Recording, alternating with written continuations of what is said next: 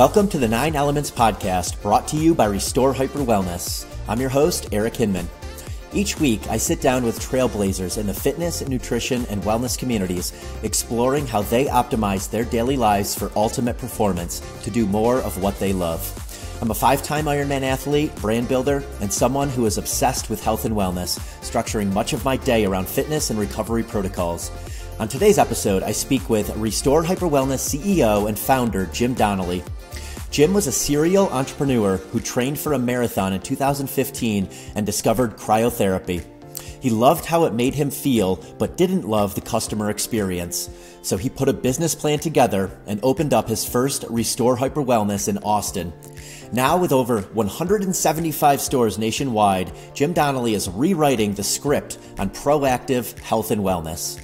Good morning, Jim. How you doing today? I'm good, man. How you doing? I'm doing awesome. What have you gotten into so far this morning? This morning I hit the gym, cardio day, little bit of rower, bike, treadmill, air bike. Yeah, it was a good workout this morning. I love that. So more anaerobic, HIIT type efforts on those machines? Yeah, pretty much. I kind of have a 6-day cycle, take Sunday to just do fun stuff. I always tell people the best way to get a really good workout in is doing some kind of strength training and anaerobic conditioning. I was on the ski erg this morning, some burpees and similar, just high intensity intervals instead of, long slogs. And I feel like you get way more bang for your buck doing that. Yeah, the long slogs probably, that's not my favorite routine, that's for sure.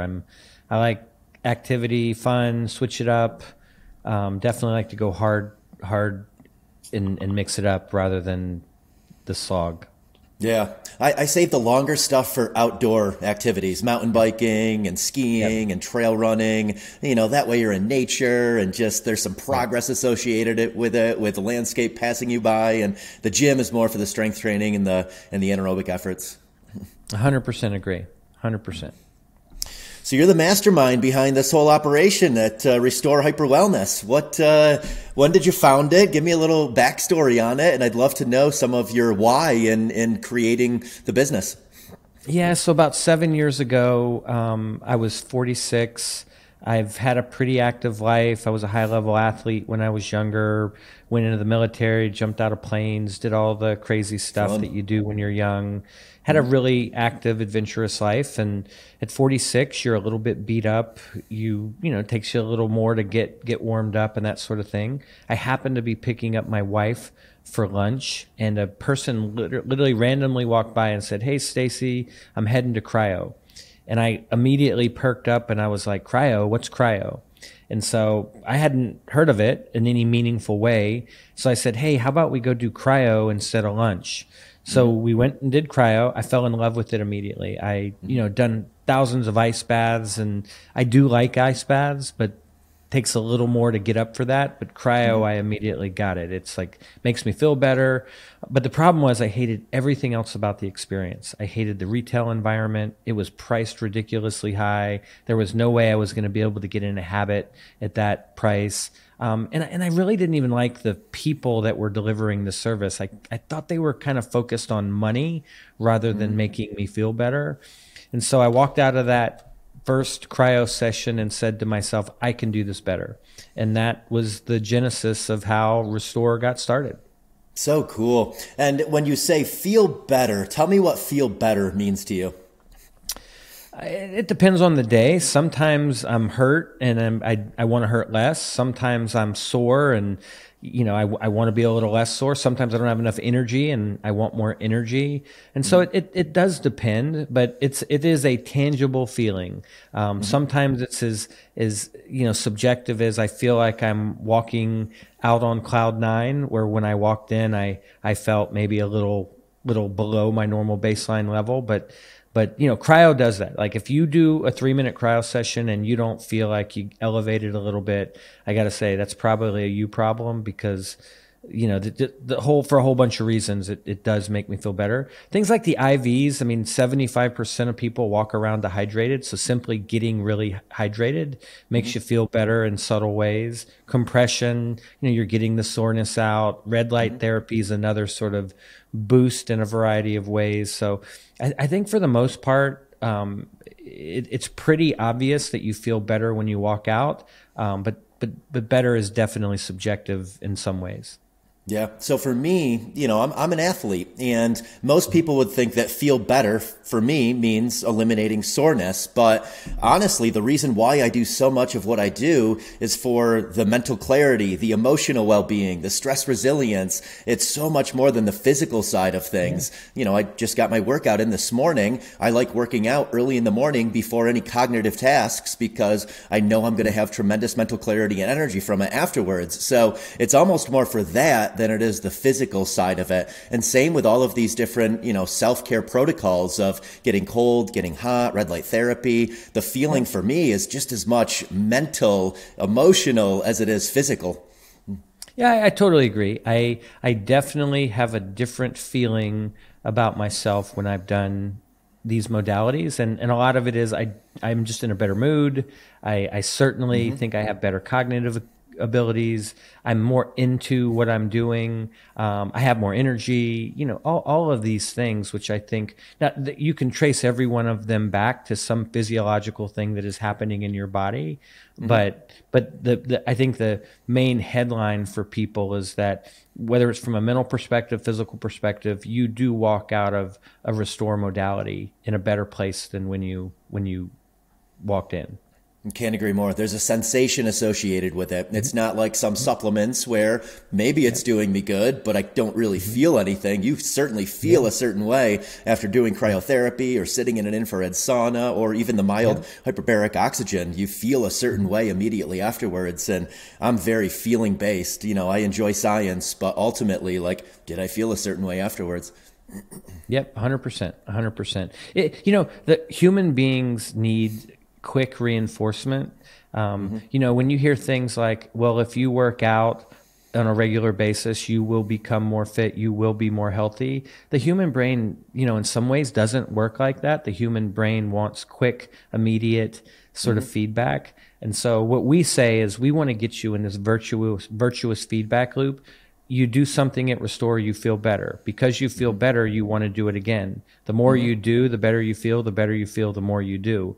That's kind of the virtuous feedback loop that we want people to get in. And, exercise is a part of that. Exercise does that on some level. I don't think a lot of people, you're probably an outlier. You probably truly love exercise when you do it. I think a lot of people go and they're like, I love the feeling afterwards. I'm kind of in the middle. I like it to a certain point. I do have my down times when I'm a little more I got to get through it, but I always feel better after. And I think Restore is an example of I always feel better after, and the commitment and the time it takes is relatively easy to manage on the front end. I think Tony Robbins coined this term of progress equals happiness. And with a lot of these things, there's progress. So that equates to happiness. You're just continually pushing the ball forward. And, ultimately, I like to think of these things as habit stacking. If you exercise, it's more likely that you're probably going to eat healthier. It's more likely you're going to sleep better. It's more likely that you're going to want to do some of these recovery protocols so you can exercise again the next day. So it's this positive feedback loop and, a snowball effect in the right direction. I 100% agree. And that does kind of go back to that virtuous cycle we want to get people into. Because if you don't get into that cycle, to your point, you're not going to form a habit. If you don't form a habit, you're going to get you'll get less benefit from anything that you do on a one-off basis or on a sporadic basis. I think hyper wellness is exercise and nutrition and all of these things are a part of hyper wellness. They are things that require good habits over time. And so anything meaningful that's going to affect your health, I certainly think has that component to it. And my advice always for people is don't get overwhelmed. I think you guys have your 9 elements of hyper wellness, and it can be a lot for someone just starting their health and wellness journey. So, I mean, for me, my story backtracks 14 years when I started, mainly with the movement and purposeful exercise, training for Ironman. And then each year I would pick something new to tackle. So sleep 1 year, diet 1 year, supplementation 1 year, sauna and cold exposure 1 year, meditation 1 year.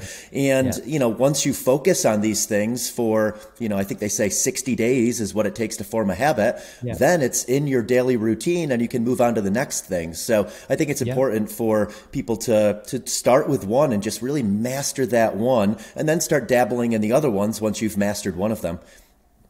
Yeah, I don't disagree. I definitely think you got to find the things that have the greatest impact. Once you do that, you can certainly start stacking things and getting into what works best for you.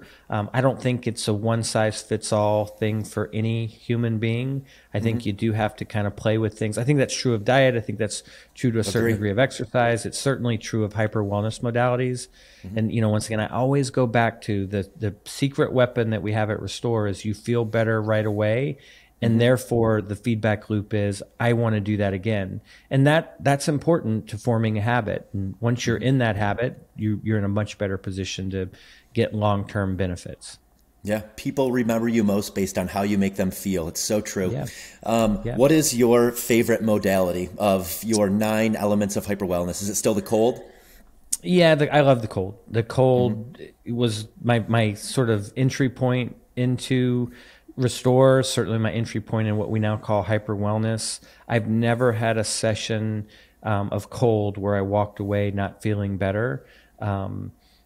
It will always be my quote unquote first love when it comes to hyper wellness.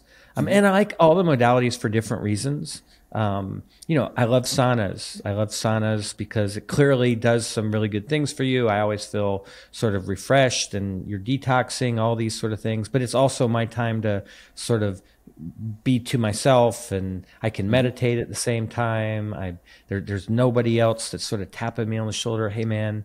And so I love saunas for that reason. IVs, I like IVs because I don't know, I feel when I do have more energy, I feel more hydrated, but I also, it kind of makes me feel like I can go and really crush it because I am so super hydrated. So I could go on, but everything has sort of my way of thinking about it. And depending on the situation, that's when I'll insert a particular modality. I'm the same. Cold for me is where I think you get the biggest bang for your buck in the least amount of time. I'm big on ice baths, and if I sit in the cold water for 3 minutes, I mean, right now in Colorado, our streams are about 34 degrees, so you don't need to be in there for a very long time. But the way I always tell people is from a mental side of things, you can feel like the world is just stacked on top of you. You have all of these to-dos and stressors, and you're just overwhelmed with life. And you get in cold water for 2 to 3 minutes or cryotherapy for 3 minutes. You get out of that, and it just feels like all of those things that were stacked vertically on top of you, all of a sudden are just like horizontal in front of you, and you can just tiptoe over them. It's amazing the stress relief that you get from cold exposure, and also the mood enhancement. I mean, the serotonin levels are boosted, your adrenaline. So afterwards, I always feel really, really just focused and present. So there's all of these incredible mental benefits from the cold. And that's what I always tell people. If you have 3 minutes to do one of these self-care protocols in a day, cold exposure. I totally agree. I mean, an IV, for instance, that's a 45-minute to an hour commitment. I love it. It's great for you.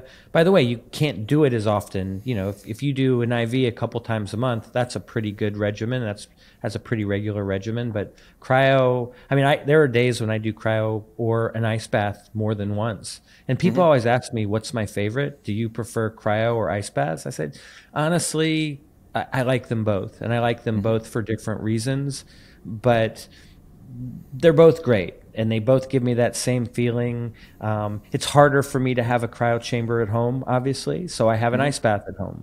But if I'm in my clothes and don't want to get wet, cryotherapy is super, super convenient, and I love it. And so I wouldn't say I have a favorite. They're different. I definitely have to buck up a little more for an ice bath. I would say cryotherapy is an easier entryway to cold, but but you know, good old fashioned ice bath is also pretty awesome as well. I agree with you. I mean, it's definitely harder to, jump in that cold water, that ice bath, because you know what that sensation is going to be like immediately, where the cryo is a little easier to get into. But I do tell people that, you don't need any skill to do it, for CrossFit and mountain biking. Like, you need skill to be able to really enjoy it. Whereas an ice bath, you're going to get a similar feeling that I get from doing a CrossFit workout or mountain biking or, any of these extreme sports without any skill necessary. You just need some mental grit to say, okay, I'll do it. Yeah, I totally agree. And I think there's a sense of accomplishment too that comes from it. Like, definitely. Part of it is all of the things, once again, that are happening with your body, serotonin and all that sort of thing.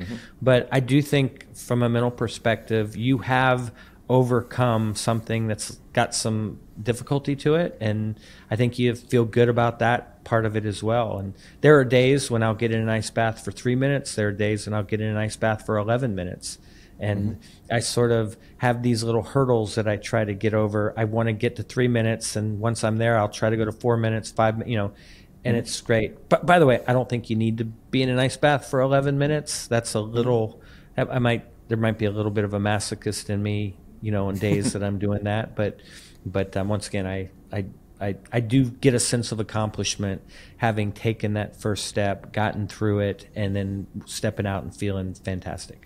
Yeah, it's this little obstacle that you place in your life every day that you need to overcome. And, there is definitely a feedback loop of, wow, progress, I feel better, progress. So, and with the ice baths, my rule of thumb is go until you shiver.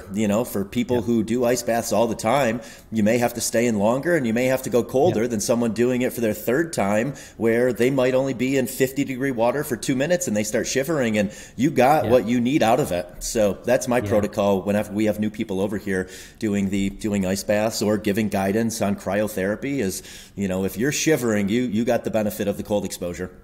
Yeah, I totally agree. Like I said, I probably push myself in different ways. I almost think it's like my responsibility to sort of try and see how far I can push it. But I would never tell someone that they needed more than 3 minutes in a cold ice bath. And by the way, I don't think it has to be 38 degrees. I like it at 38 degrees.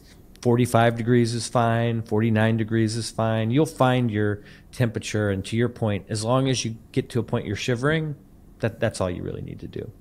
Yep, agree with you. So saunas have become so instrumental in my life. We have an infrared sauna here. We have a traditional sauna outside. And if you have time, I think sauna is probably my favorite of all of the activities to do, because we're typically entertaining in the sauna. Yeah. That's where I host meetings. That's where we have really deep conversations with close friends.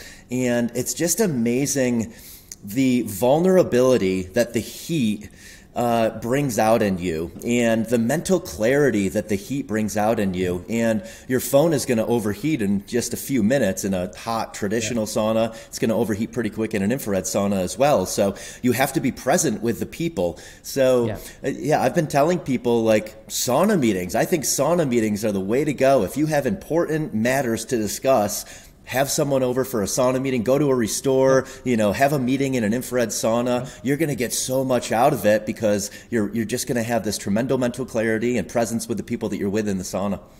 Yeah, I agree. I love saunas. I'll put it this way. I have all of these things at my house.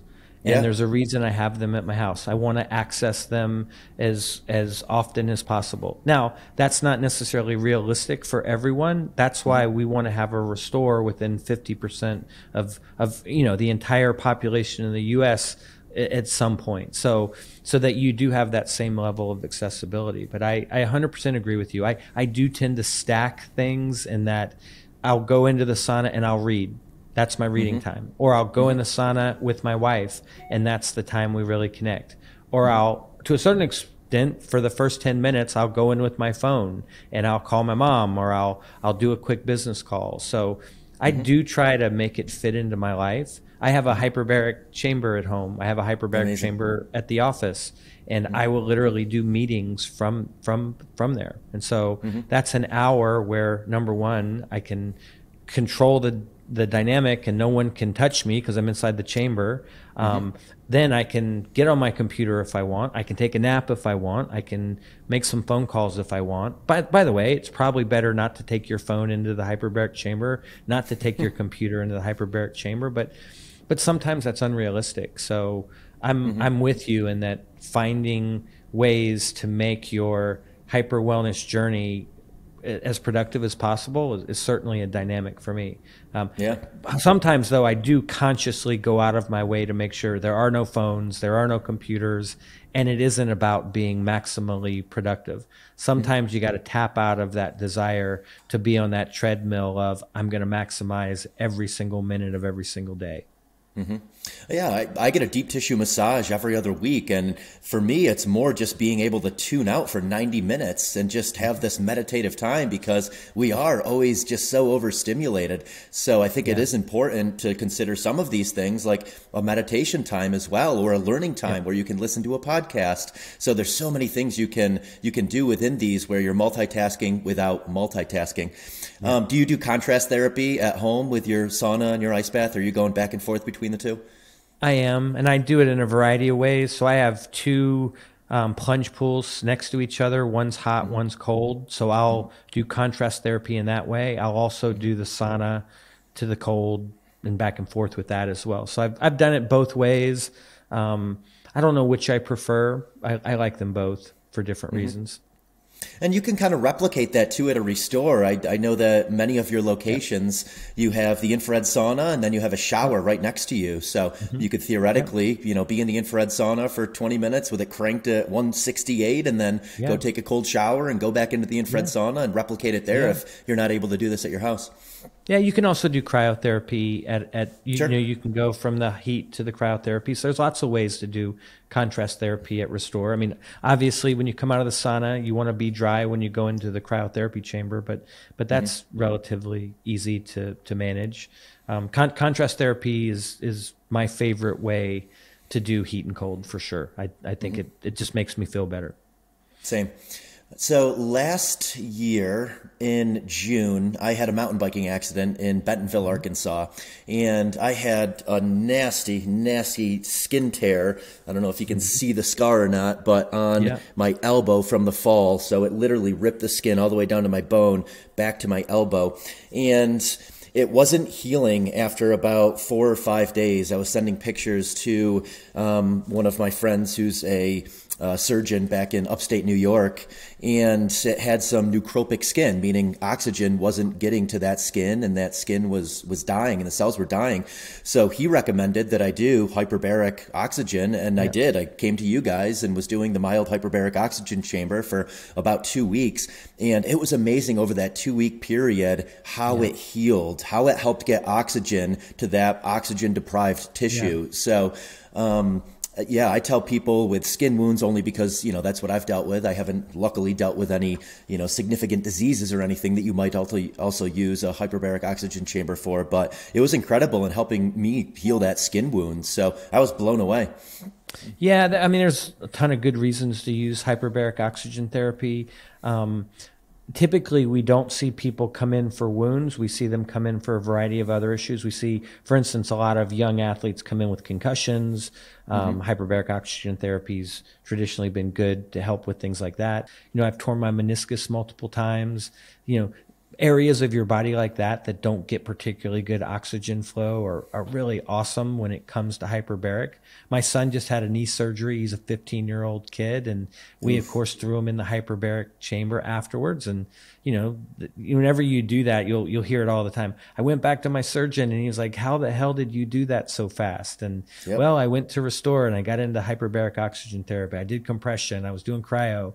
So we do see that a lot. I will say the interesting thing about hyperbaric oxygen therapy is it's the one thing that is really hard to replicate in nature. So you can replicate cold, you can replicate heat to a certain degree, you can replicate a lot of it, but it's hard to replicate pressure. And so I will say that's one of the modalities that's uniquely necessary to come into a place where you have an actual chamber. Yeah, I mean, I think you'd have to dive down 100 feet in an ocean, right? to somewhat it would replicate be hard. It would be hard to replicate in Austin, Texas. That's for sure. Yeah, definitely would. You'd have to find a really deep spot in Lady Bird Lake and have your diving certification. That's right. Be able to hold your breath for a long time. Hey, no, God only knows what we'd find at the bottom of Lady Bird Lake. Yeah, right. So red light therapy, something I've been doing for years. I love the benefits of red light therapy. I usually do feel good afterwards. And I mean, my understanding of red light therapy is it's improving circulation to areas. So another really good thing for, healing any kind of inflammation, blood flow, we know helps heal areas. So by doing red light therapy, you are improving the circulation and hopefully healing areas that are inflamed. Yeah, and it does a lot of things. I mean, that's one thing. It also helps boost collagen, so it's very good for your skin. There are some studies that claim that it will sort of diminish or even reverse macular degeneration in your eyes. And so it's pretty incredible what light can do. We intuitively know that light is very powerful. I mean, photosynthesis in plants is sort of the best example of how light enables these amazing, processes in nature. It's the same thing with humans. And the reality of it is we get so much bad light. The light that we get from, in our homes and all around us from our computers, it's very unhealthy. And so red light is a spectrum of light that is actually very healthy. And I think people underestimate, number one, that the right light is super healthy for you, and that the bad light that we're around all the time is incredibly unhealthy for you. So I think red light's a really wonderful thing to do on a regular basis.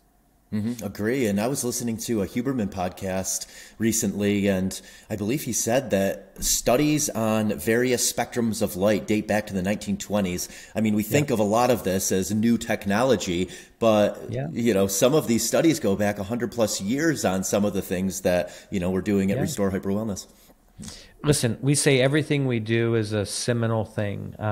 We say cold therapy has been around as long as Hippocrates. He had a cold therapy practice literally in the very beginning of what you would consider modern medicine.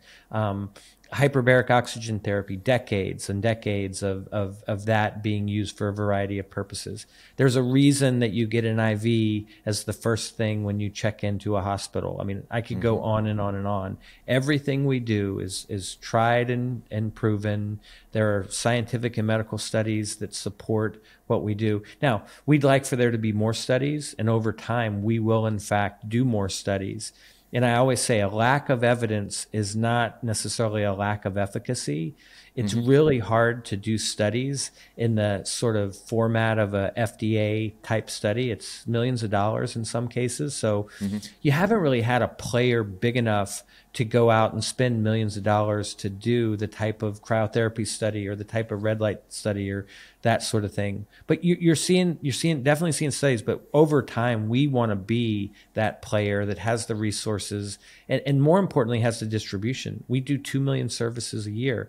Think of all the times we touch people in a way that we could start testing, are these things working? How are they working? Roll it up into a study that could, allow us to tout the benefits even more. Like right now, there are certain benefits we know are happening, but we can't necessarily go out in an ad and say, hey, come to Restore and it will do X because, the FTC or the FDA said, well, wait a minute, you haven't done the study for that. And then my response, but wait a minute, we do millions of these a year. We know it works.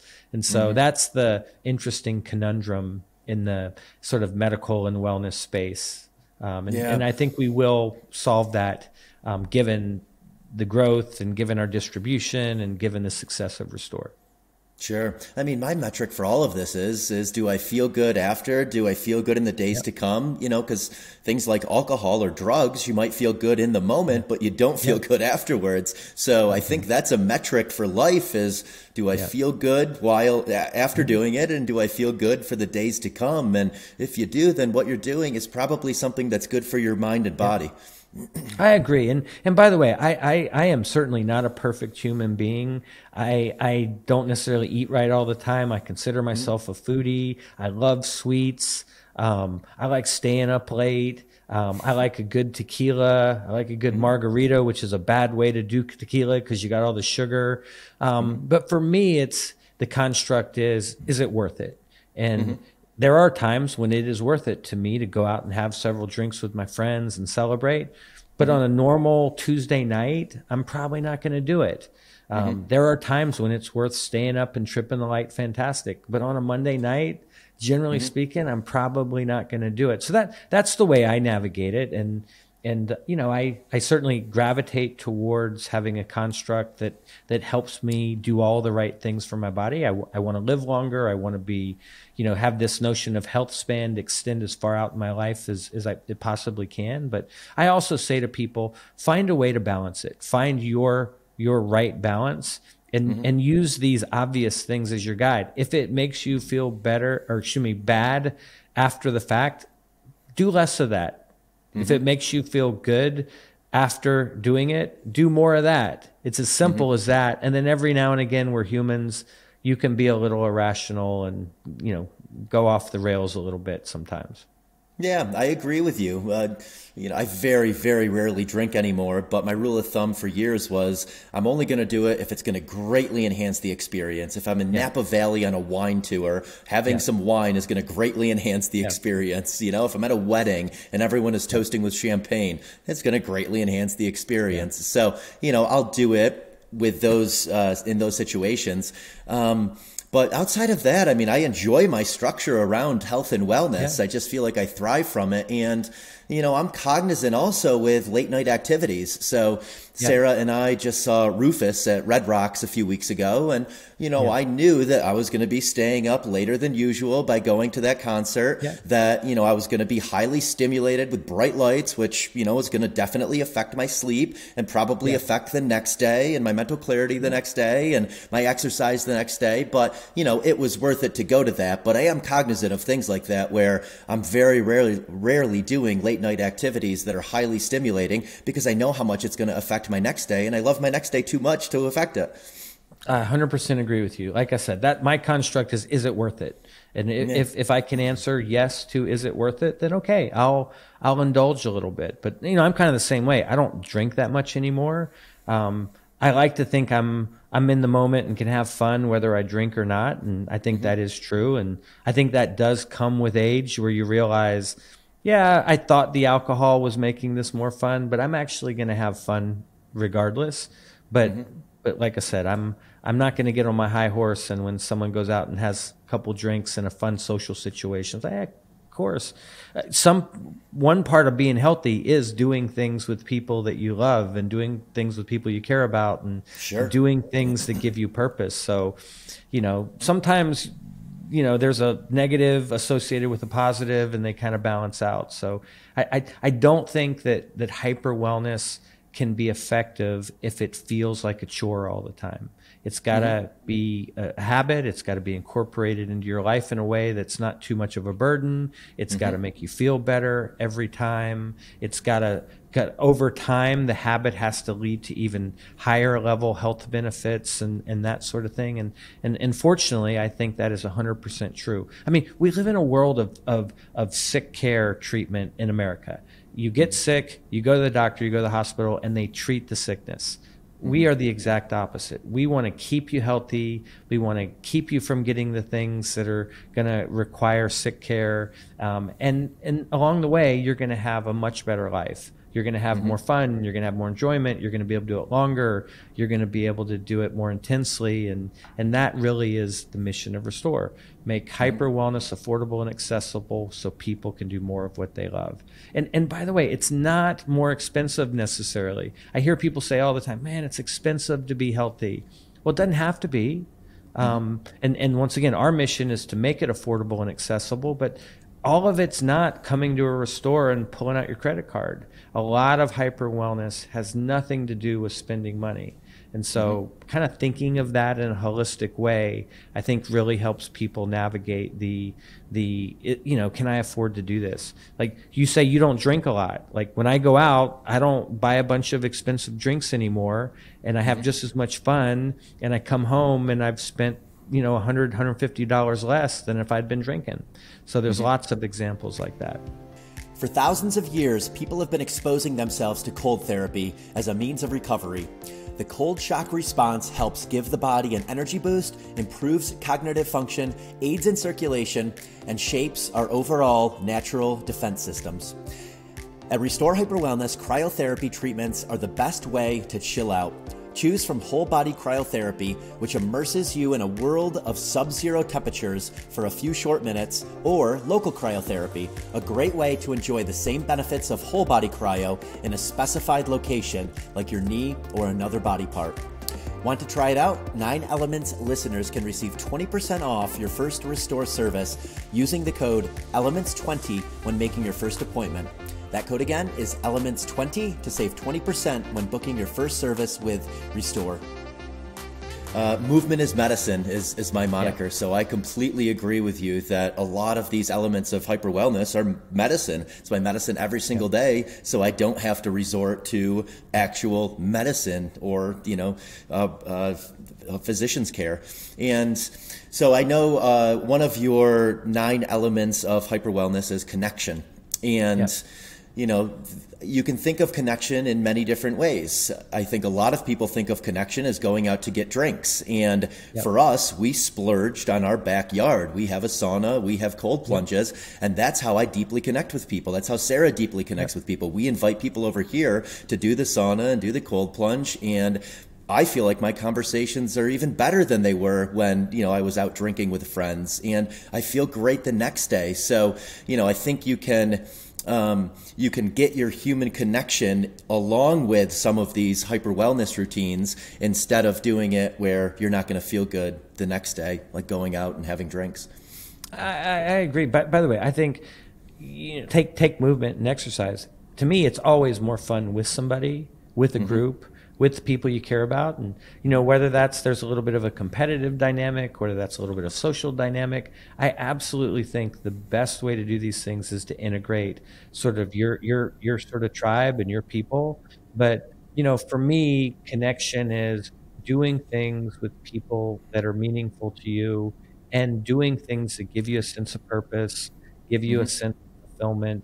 I think those things are just as important as I exercised for 45 minutes today, or I did an IV today, or I ate my broccoli today. It's like if you really want to get the best results, you do have to do a lot of these things together. The good news about things like connection is that's not work.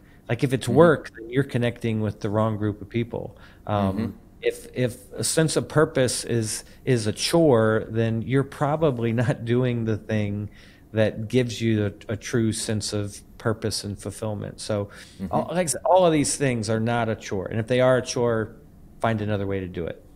Agree. Find your tribe. Connection should be a flow state activity where you're completely present with the people that you're around. Yep. And I mean, for me, oftentimes that metric is, am I getting value and am I giving value? If it's just small talk and no one's getting any value and you're not getting, value back, then it's probably not going to be really fulfilling. But if you feel like you added value in a conversation or you got value in a conversation, oftentimes those are the flow state conversations that really lead to this deep sense of connection with that person. No, I totally agree. I joke with my friends all the time. Listen, I'm not looking for more friends. I'm pruning friends. I'm pruning the friends that don't bring value to my life.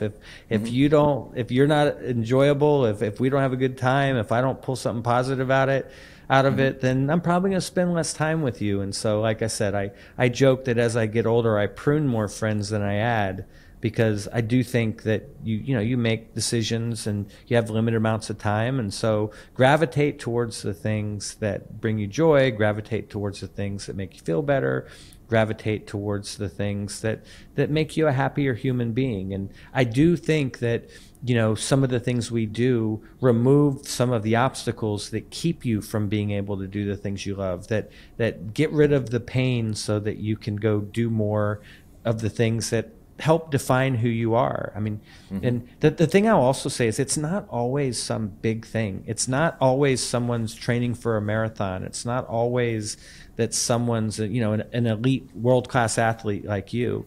The stories that I cherish the most are things like the grandmother that says, I can now braid my granddaughter's hair, or my husband was a cranky old bastard that sat in his chair and watched the news all afternoon. Now we go for a walk around the lake and it's saved our marriage. I mean, those are actually the stories that give me joy and give me fulfillment in this whole Restore journey. The elite athletes are great. Like, we have some of the highest level professional athletes that everybody knows come into Restore. Awesome. That's the sexy part of the business. But it's the real people and the little things that they can now do that bring them joy and help make them more like the person they want to be, that make me super excited about what we're doing at Restore. Yeah, I think that's an important point, because I am an athlete, but I don't do any of this to compete anymore. I do it to be the best version of myself. I enjoy the journey, and I had to reframe my mindset around that, because early in my Ironman days, it was very much about the goal of getting to Kona. And then once I got to Kona, there was 2 days of satisfaction after, and then it was like, now what?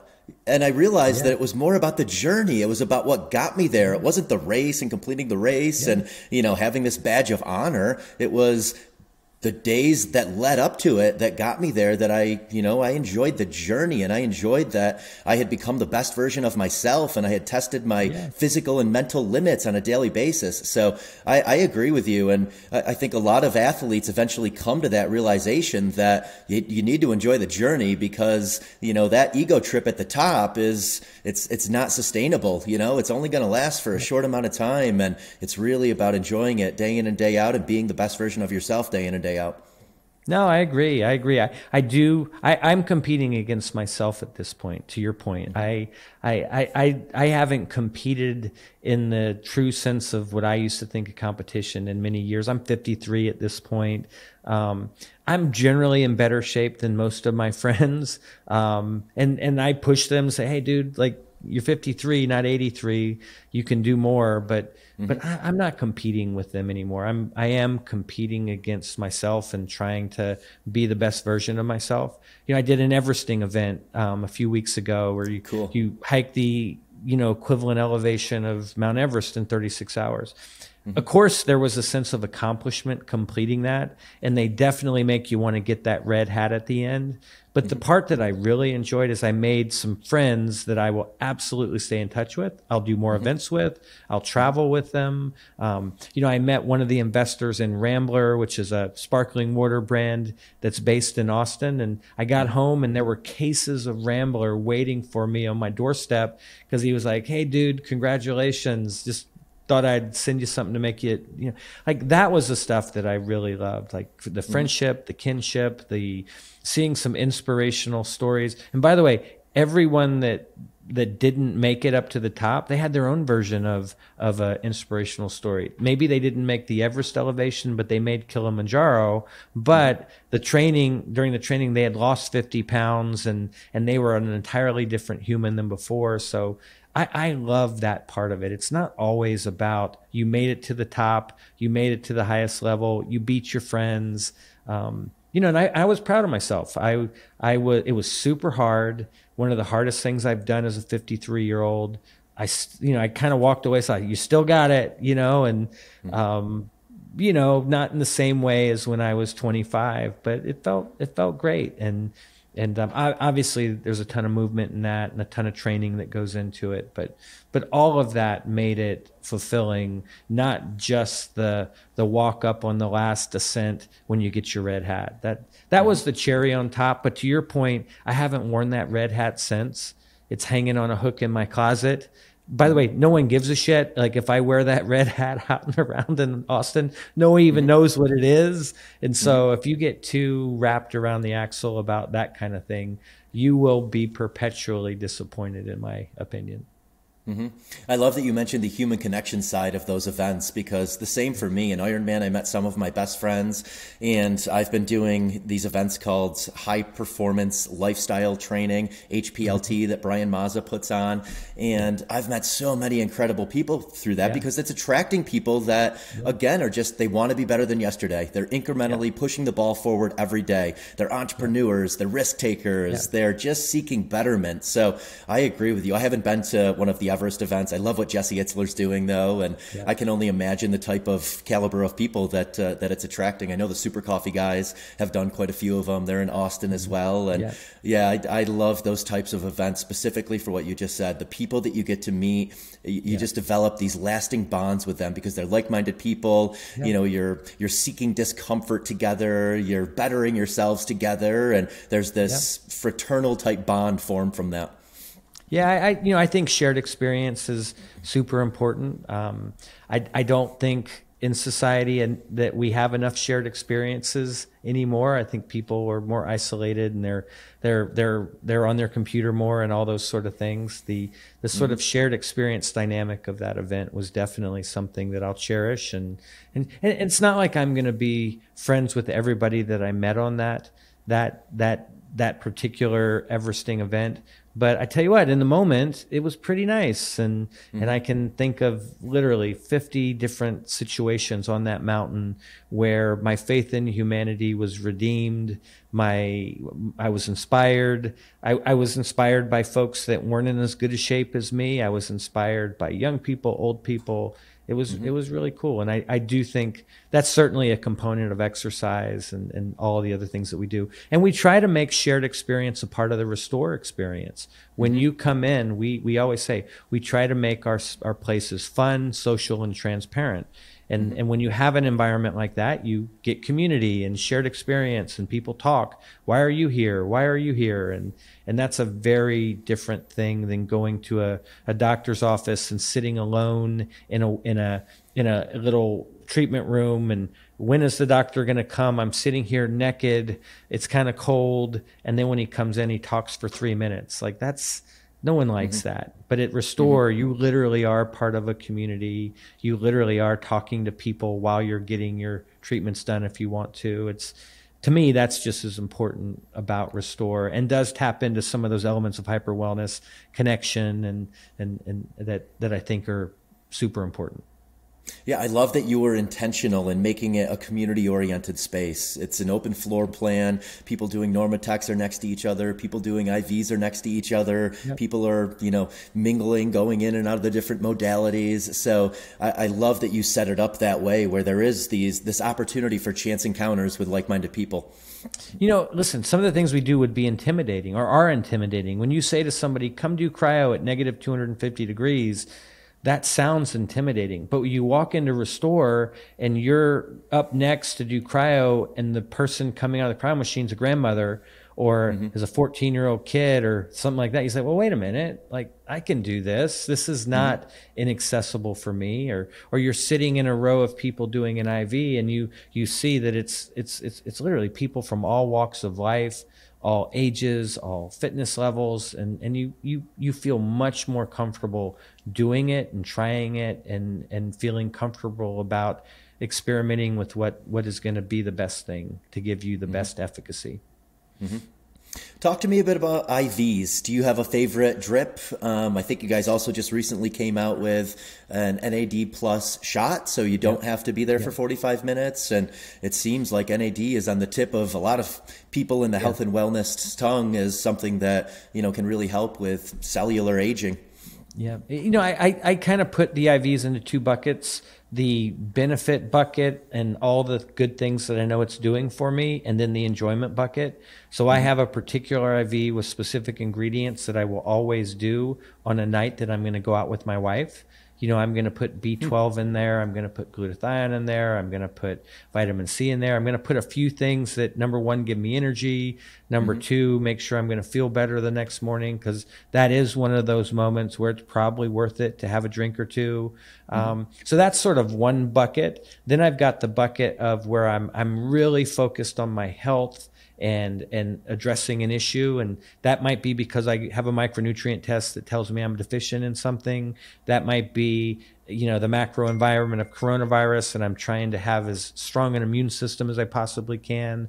But I'm definitely going at a specific sort of health reason for being there. And then the third bucket is when I'm really trying to push it. Either I'm training for something or I'm working out harder than normal. And that's when I'll start to get into the NAD world and things like that. And so, NAD is not my most, it's not enjoyable. NAD is one of those where it's I always say, picture a 30-day cleanse condensed into 30 minutes. That's what NAD feels like.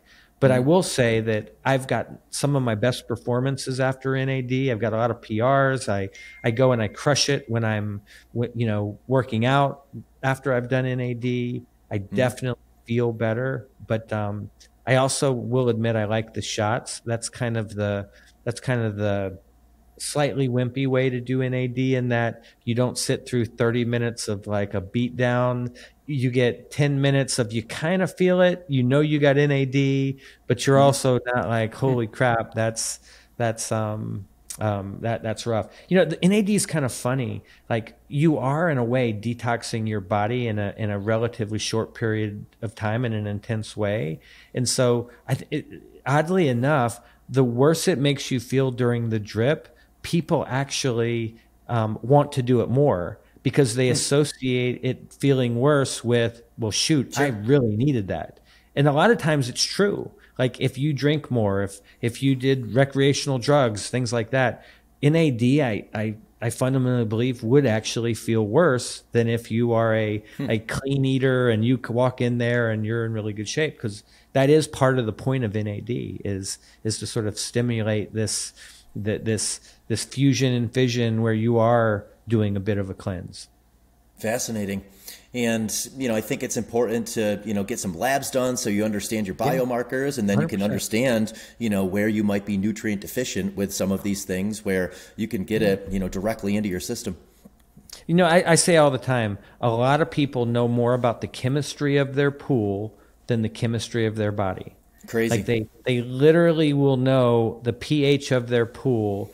They have zero idea of what's going on inside of them. And I think, by the way, that's one of the lessons of the last 3 years, is that there are people that, quote unquote, looked healthy but may not have been. And there are people that maybe looked unhealthy who were far healthier than you might have expected. And obviously, whether it's a pandemic or it's just the normal crud that is out there in the world around you every day, being healthier is important. And the best path to being healthy is understanding what's happening inside your body so that you can put together a specific plan for what you need to do. So if you take a micronutrient test and know you're deficient in 4 things, those are 4 things that you should be putting in your IV. And here's a interesting little fact I'll tell you. If you're over 40, I can guarantee you will be deficient in something. 100%. I don't care how well you eat, you will be deficient in something. Yeah, that's incredible advice. Yeah, get your labs done so you understand what your dashboard looks like. It's so important to be proactive in these things. Yeah, 100%. And I have a regular testing protocol every 3 to 6 months. Once again, depending on what I'm trying to accomplish, I do get updated labs, and I look at all the important stuff. I look at the early indicators of, hey, something bad could be coming on. I look at the things like my micronutrients, because those are the little things that over time do, little by little, start to create damage. And once again, I try to be very purposeful and intentional about what I do. And then I do have a protocol built around, sometimes what I'm trying to accomplish. But even when I'm not trying to accomplish something specific from a training or other perspective, I'm always trying to be healthier.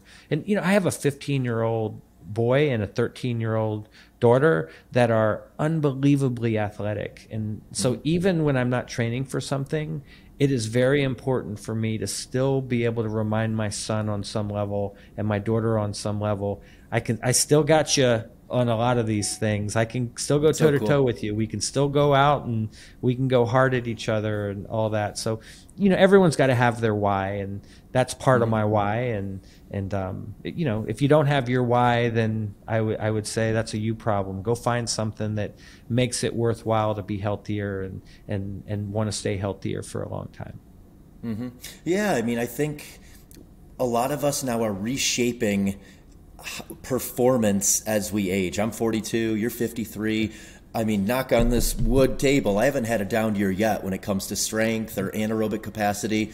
You could argue I was more aerobically fit in those Ironman days, but I've kept all of this in my routine for years, and I really feel like life gets in the way for a lot of people. And I understand that there's glass balls that you can't drop. Like you can't drop family, you can't drop work. But I think there are ways where you can structure these things in. And again, alluding back to what we talked about before, multitasking without multitasking, opting to do some kind of self-care practice instead of doing something that might not be benefiting you, and doing it with your family, going into a sauna with your family, going to Restore with your family.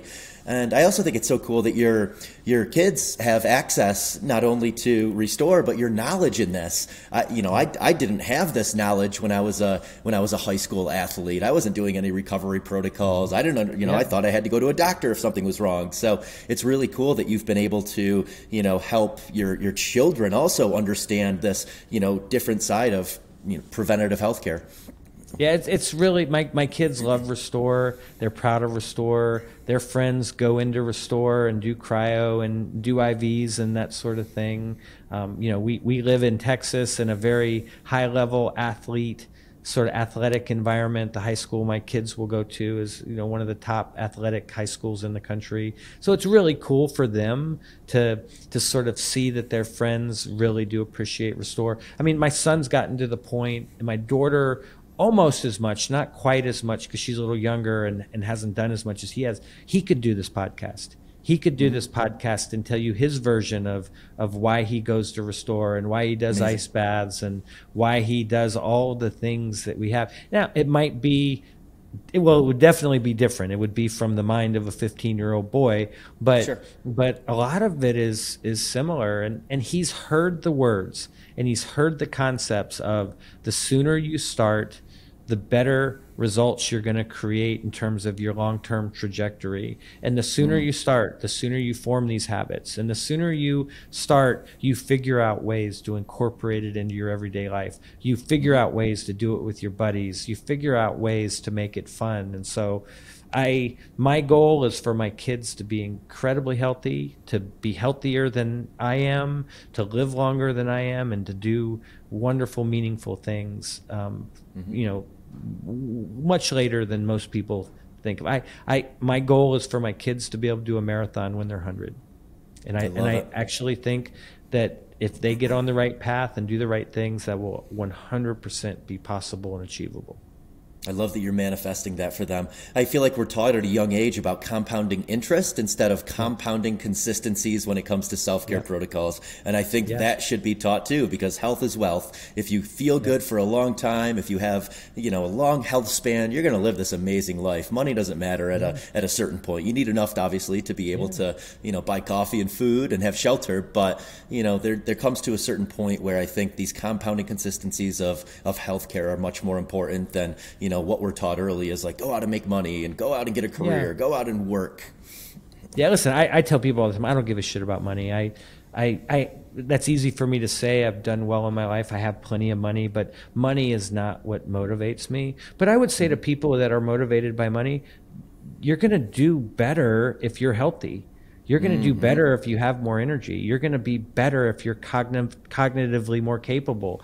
You're going to do better if you get on this journey from a money perspective, as well as many other ways. So to me, they're not mutually exclusive, but I'm 100% with you. Like this notion of health is wealth and being able to do what you want it's way more important to me than having an extra dollar in my bank account.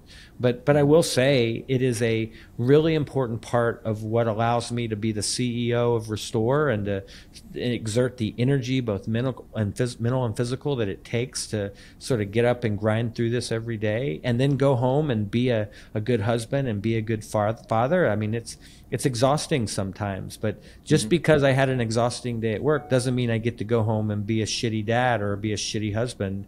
And so for me, it's just all part of it. And like I said, at worst case, I go home and I say, man, I've had a shitty day, to my wife Stacy, and say, hey, let's go do the sauna together, or let's go do contrast therapy together, and we alternate hot and cold. You know, when we're each of us, we just literally just step over each other into the next tub, and so for me, like I said, it's all related. If you compartmentalize it too much, like I said, it becomes a chore, and I don't think that's the best way to do it. Yeah, it shouldn't be a checklist item. It should be something that you can build, a lifestyle around. Yeah. And so much of that is either designing your environment or, picking environments like Restore, where you have this just built into your day and enjoy it, and you're doing it with people that you enjoy. What's on the radar for 2023? Do you have any obstacles that you've placed for yourself, like an Everest challenge? I'll probably do another Everest challenge. I want to incorporate some fun travel, like a Machu Picchu or something that kind of, once again, incorporates a couple of things. This was an interesting year for me. My father died a couple of months ago, and those are inflection points in your life where you really do kind of reflect on, am I where I want to be? Would my dad be proud of what I'm doing? How do I avoid the fate that he had? Because he had cancer for 5 years and was pretty miserable. So, that was part of doing my bucket list exercise this year, really thinking about what I wanted to accomplish this year. And I will tell you, previously in my younger days, my bucket list would have been all adventure travel and adventure challenges and things like that.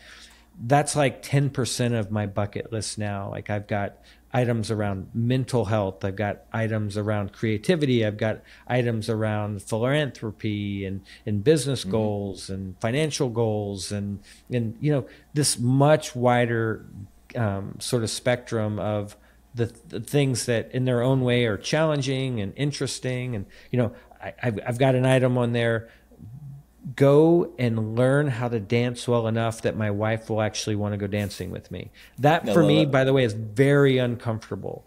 But in that discomfort, there's so much fun, and it'll be super cool. And when I can say, hey, sweetie, we're going dancing tonight, she's going to look at me like I have 3 heads. It's like, I know you don't like to dance. I'm, no, come on, come with me. And to see the sort of surprise in her eyes will be incredible. Now, I say that there are probably limits to where my dancing ability gets me, but I will be better than she expects, and we will have a great time. So to me, that's what this year is about. By the way, it's not accomplishing all 100 of my bucket list goals. But it's about accomplishing a chunk of them, being really intentional about it, and then next year accomplishing another chunk and another chunk and another chunk, and then if I run out of things, I'm going to do another list and keep going. Yeah, I love that skills are on that bucket list, honing different skills like dance. And I bet it'll be a steep learning curve, if you don't have any kind of skill with it at all. Usually things where you have no skill, if you give it time, you're going to have the steepest learning curve. I'm horrible. I'm a horrible dancer. I'm a horrible dancer too.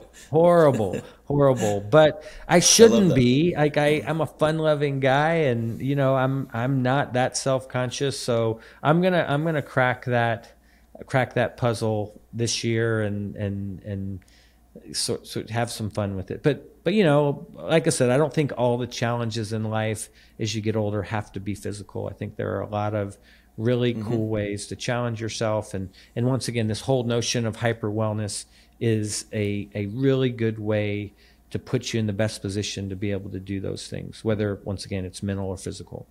So true. What's on the radar for Restore? What's how many more are you planning to open in 2023? How many do you have now? We have a close to 180 locations now. we'll open 1 to 2 a week for the foreseeable future. And so it's a rocket ship for sure.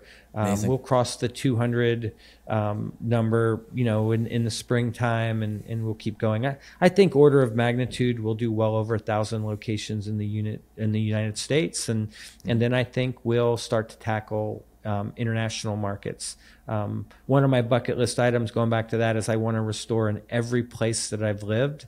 And so that would mean Paris, that would mean London, that would mean Stockholm, that would mean Seoul, that would mean lots of places in the US. And I think we'll achieve it. And not only will we open a lot of locations, I think you'll see innovation within the stores. And so if there's something out there that is materially important for improving the health and wellness of society, it's something that we're going to investigate. And to the degree it fits our infrastructure and fits our model, we're going to incorporate it. So I don't like to talk about the specifics of that, because then it looks like I'm making a promise and we didn't fulfill the promise. But there will be multiple new things next year. Like NAD Shots was the new thing this month.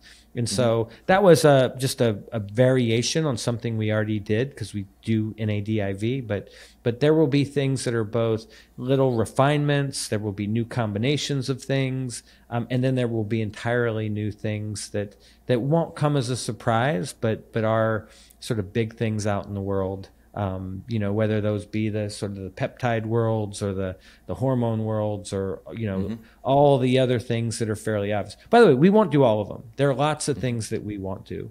We don't want to try to do everything. We want to stay in our lane. Hyper wellness. There are things that are more medical. There are things that just simply don't fit in our environment and don't fit in our stores. And we're perfectly fine with that. And I also will say this, we are not at war with traditional medicine. We think that there should be a real symbiotic relationship between the two. We'd like to prevent a lot of things that lead to traditional medicine, i.e. sick care. But there are times when you do want to roll to your doctor and you do need something that they provide. So I don't think of us competing against that, but I'd definitely like to get the right balance and create a real symbiotic relationship with traditional medicine. Well, I'm excited to see what comes, and I really appreciate your why, and that you're educating people and making all of this stuff accessible. I appreciate it, and I know a lot of other people appreciate it. Well, I really love talking to you today. I'm a big admirer. You walk the walk. You are living it, and you've had an incredible run of just amazing physical feats. And like I said, I love the idea that because you're not competing now doesn't mean that you're backing off. You're just doing it in a different way. And like I said, I thoroughly enjoyed this conversation, and thank you very much for having me. Likewise. Thank you, Jim. Talk to you soon. 9 Elements listeners can receive 20% off your first Restore service using the code ELEMENTS20 when making your first appointment. That code again is ELEMENTS20 to save 20% when booking your first service at Restore.